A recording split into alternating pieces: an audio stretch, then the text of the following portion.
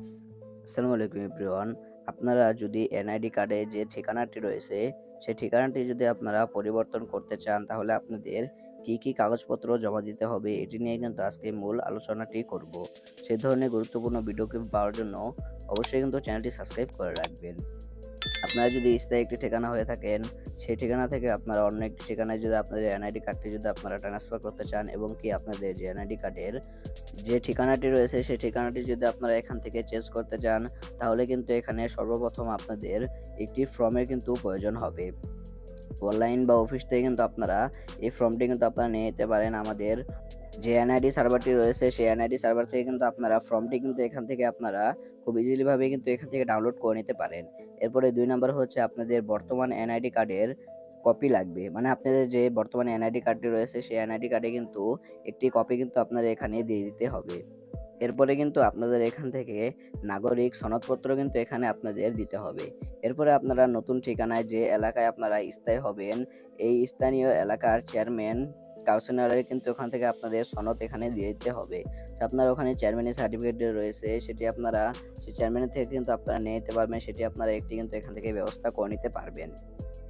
এরপরে আপনারা যে ঠিকানায় আপনারা ওখান থেকে হতে যাচ্ছেন না কেন, সেই স্থায়ী ঠিকানায় কিন্তু আপনারা নতুন বাড়ির বিদ্যুৎ, পানি বিল এবং কি আপনারা এখান থেকে গ্যাস বিল, যেকোনো একটি কিন্তু আপনাদের এখান থেকে যে বিলটি রয়েছে সেই বিলের কিন্তু আপনাদের কাগজ কিন্তু এখানে দিয়ে দিতে হবে।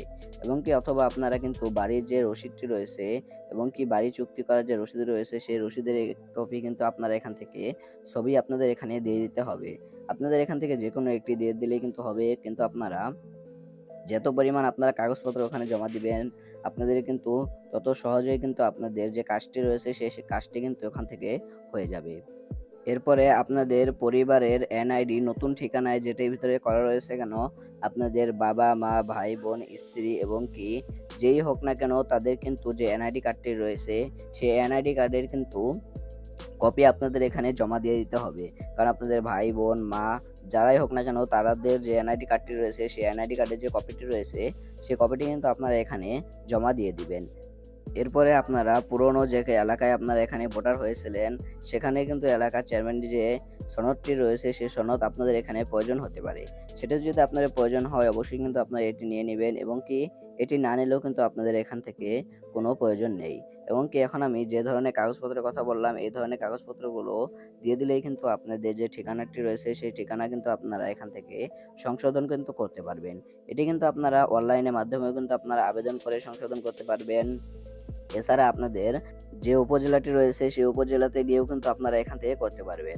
বর্তমানে কিন্তু এখন সবাই কিন্তু আমাদের যে অনলাইনের রয়েছে, অনলাইনে সবাই করে। আপনাদের এখন যেটি মন চায় সেটি কিন্তু আপনারা এখান থেকে যে কাগজপত্র কথা বললাম সেগুলো দিয়ে কিন্তু আপনারা আপনাদের যে ঠিকানাটি রয়েছে সেটি কিন্তু আপনারা পরিবর্তন করে নিতে পারবেন। তো এই কিন্তু ছিল ভিডিওটা যদি ভালো লাগে থাকে ভিডিওতে একটি লাইক দিয়ে চ্যানেলটি সাবস্ক্রাইব করে পাশে থাকুন। দেখা হচ্ছে একটা নতুন ভিডিওতে। ততক্ষণ সবাই সুস্থ থাকবেন, ভালো থাকবেন। আল্লাহ হাফেজ।